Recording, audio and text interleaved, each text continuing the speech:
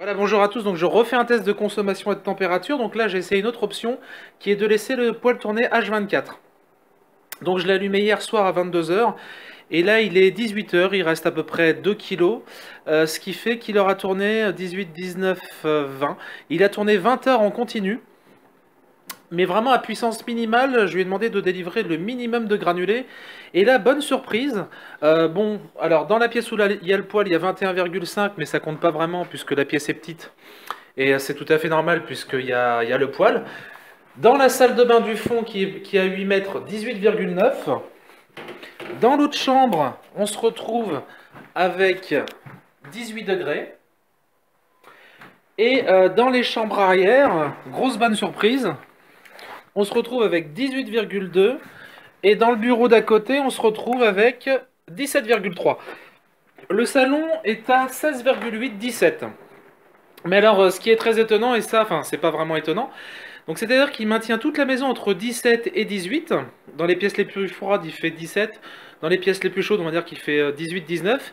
Mais alors, en consommant peu de granulés au final, puisqu'il a tourné donc il a tourné 20 heures et il m'a consommé 20 kilos, c'est ça à peu près, hein. Il m'a consommé à peu près 1 kilo par heure. Donc c'est la grosse bonne surprise. Par contre, il fait pas extrêmement chaud puisqu'il fait 17, mais on a une bonne sensation de chaleur puisqu'en fait les murs sont chauds. Donc au final, on a un 17-18 un peu partout, mais donc là il suffit juste que je le booste un petit peu pour qu'il me remonte la maison tranquillement en température à 19. Mais on a un 17-18 mais avec une meilleure sensation de chaleur puisque les murs sont chauds. Alors à l'extérieur il fait pas extrêmement froid, hein. Il fait 12 degrés. Petite précision, donc toujours sur la même maison qui n'est pas isolée. Demain, je ferai un autre test dit par intermittence. C'est-à-dire que je le mettrai au minimum de midi à 23 heures pour voir quelle est la meilleure solution en termes de sensation, de confort et de consommation. Donc la solution de le laisser allumer H24 n'est pas une mauvaise idée. La solution intermittence, je l'essaye demain. Et donc il y a une autre solution ensuite qui est le mode stand-by, c'est-à-dire que dès que le poêle atteint la température adéquate, plus de degrés, le poêle se coupe. Alors c'est encore meilleur pour la consommation de granulés.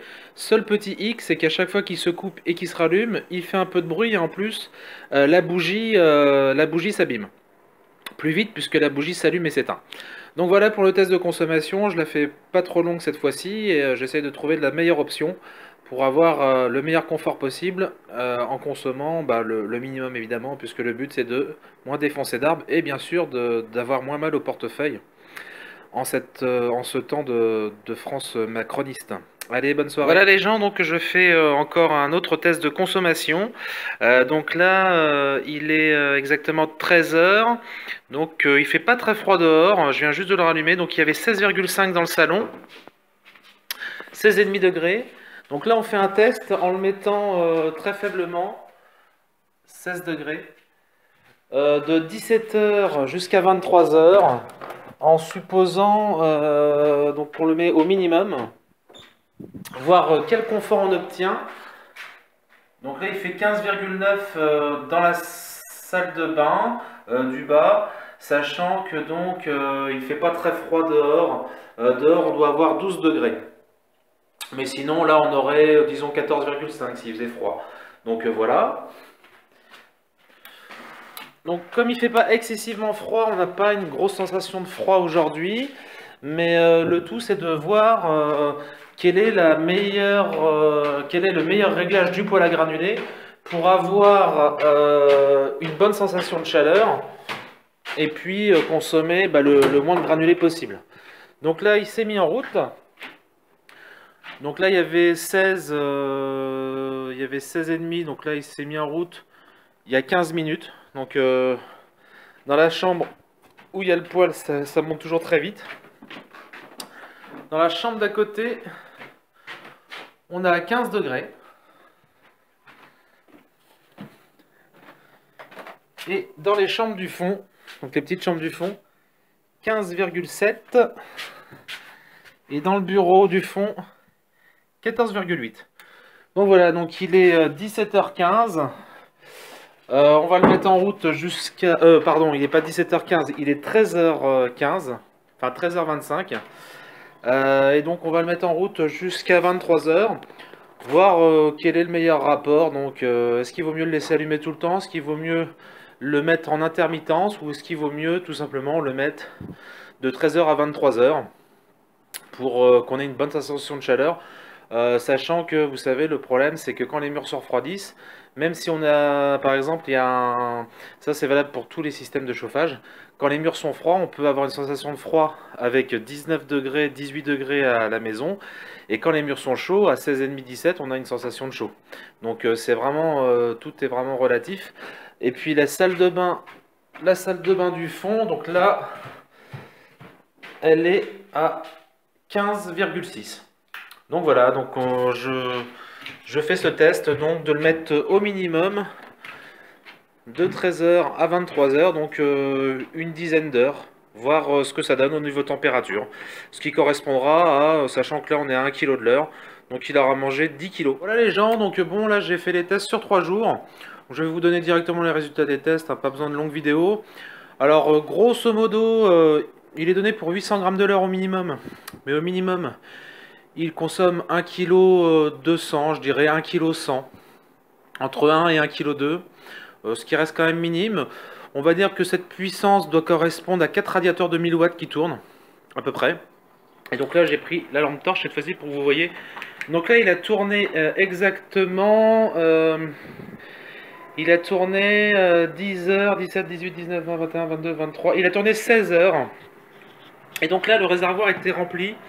Bon, c'est un réservoir de 23 kg, mais il était à 22 kg, on va dire. Donc effectivement, il doit rester à peu près 3-4 kg. Donc en effet, on va dire que pour 24 heures, il consomme 20 kg. Donc grosso modo, si vous l'allumez 14 heures par jour, vous aurez bouffé un sac de 15 kg, soit 3,90 € pour le moment par jour, sachant que vous aurez à peu près en faisant ça, si vous avez un T4, vous aurez à peu près 18,5 partout. Voilà, en le faisant tourner au minimum, on va dire. Et donc au maximum, là, il mange 2,5 kg, voire 1,5 kg. Bon, là, par contre, les granulés vont beaucoup plus vite. Alors, je dirais qu'au final, c'est intéressant, mais je dirais que ça consomme un peu plus que le chauffage à gaz. Mais le confort de chauffe est réellement là aussi. Mais par rapport au gaz, bon après dans les années à venir ils vont augmenter le gaz, mais pour l'instant je dirais que on est quand même sur, on est légèrement moins avantageux que le gaz. Je pense qu'on est même on consomme plus qu'avec des bons radiateurs en fond de gaz de grand-mère hein, évidemment. Mais comme il n'y a pas l'entretien de la chaudière, bon là apparemment l'entretien on peut quand même le faire soi-même sur ce genre d'appareil, parce que les chaudières à gaz, bon pour se faire péter la tronche, il n'y a rien de mieux. Donc voilà, mais en gros il faut compter, pour chauffer correctement, on va dire 1,5 kg de l'heure, et pour chauffer au minimum, la meilleure solution c'est de l'allumer en gros de 13h à 23h. Ou de 14h à 23h pour les bourses les plus modestes. On va dire que de 13h à 23h, vous aurez consommé 10 kg, le réservoir vous fera 2 jours. Voilà, donc vous aurez consommé 20 kg, sachant que 15 kg coûte 3,90 € actuellement. Donc voilà, donc on est sur une base qui est quand même tout à fait correcte. On est sur une base, c'est ça, de 2,90 €, 3 € pour chauffer une maison assez grande par jour. Et si on veut vraiment chauffer très fort, là on est à 5-6 € par jour. Bon, ce qui reste quand même par rapport à l'électrique très très avantageux parce que quand on le met à fond, par contre, on a 22 degrés partout, quoi. C'est assez impressionnant. Mais bon, pour les petites bourses, pour ceux qui veulent chauffer un petit peu, c'est dans un salon, c'est vraiment excellent. Et puis bon, bah on est à peu près à... Alors j'ai pas calculé ce que ça faisait, je crois que c'est 23 centimes du kilo, ou 25 centimes du kilo, quelque chose comme ça. Donc ça fait 25 centimes par heure pour chauffer toute une maison, ce qui est rien, puisque je crois que ça correspond à la consommation de 2 radiateurs électriques de 1500 watts. Donc voilà, sauf que là, effectivement, on chauffe... par rapport à l'électrique, c'est beaucoup plus avantageux. Par rapport au gaz, je dirais que c'est pour l'instant, parce que évidemment le gaz va augmenter, le gaz reste quand même plus avantageux. Par rapport au fuel, c'est beaucoup plus avantageux et ça pollue beaucoup moins. Au niveau pollution, c'est bien mieux par contre. Là, on pollue pas. Par rapport à la pompe à chaleur RO, ça consomme plus. Par rapport à la pompe à chaleur RR, ça consomme moins, je pense, ou autant en termes de coût de fonctionnement. Voilà, donc, mais bon, c'est bien mieux que des radiateurs électriques. Par rapport au poêle à bois, alors c'est beaucoup plus pratique puisque le problème du poêle à bois, c'est qu'il faut l'allumer avant et le temps qu'une maison monte en température avec un poêle à bois, toute une maison, je parle de toute une maison, faut bien 3 heures. Donc le problème du poêle à bois, c'est qu'on peut pas l'allumer avant. Par contre, au niveau de la puissance de chaleur, au niveau du foyer, le poêle à bois, je dirais, à puissance égale, le poêle à bois est supérieur. Au niveau du confort de chauffe et de la puissance calorifique, le poêle à bois est supérieur pour un coût qui est moins cher. Par contre, le problème, c'est que le poêle à bois, si vous n'êtes pas là toute la journée, et ben, quand vous arrivez chez vous, il fait 14 degrés, et le temps que vous ayez chaud, il faut que vous mettiez 5-6 bûches. Et le temps que toute la chaleur monte aux étages, etc., il vous faut bien 3-4 heures minimum. Donc le problème du poêle à bois, c'est que si vous rentrez chez vous à 18 h, vous avez chaud à 21 h, et puis il y a la corvée de bois. Donc au niveau praticité, au niveau pratique, le poêle à granulés est largement au-dessus du poêle à bois. Par contre, au niveau look, au niveau prix, au niveau puissance de chauffe, si on prend la puissance de chauffe par rapport au coût, le poêle à bois coûte bien un tiers de moins facilement, un tiers de moins que le poêle à granulés en consommation.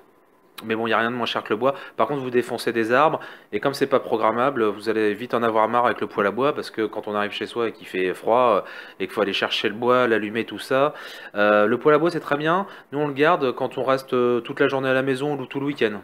Mais sinon, pour chauffer juste le soir et la nuit, le poêle à bois c'est vraiment pas terrible, hein. Donc voilà, j'espère que toutes ces vidéos vous auront servi. Après, il y a une autre technique qui consiste à le mettre en intermittence, en mode stand-by. Mais en fait, ce mode, on l'a pas retenu parce que ça esquinte la bougie. Et puis au final, bon, autant le laisser allumer 10 heures, qu'il fasse son boulot et puis que la chaleur se dissipe au minimum. Mais il y a plusieurs solutions. Le mode stand-by peut être une solution. Ou alors le faire cracher à fond quand on arrive. Mais là, quand même, le temps qu'une maison monte en température, c'est quand même long. Mais en le faisant cracher à fond, au bout de 2 heures, vous avez 19 partout quasiment, hein, quand il fait froid. 18, 19 quoi. Donc voilà, je vous souhaite une bonne soirée et un bon hiver.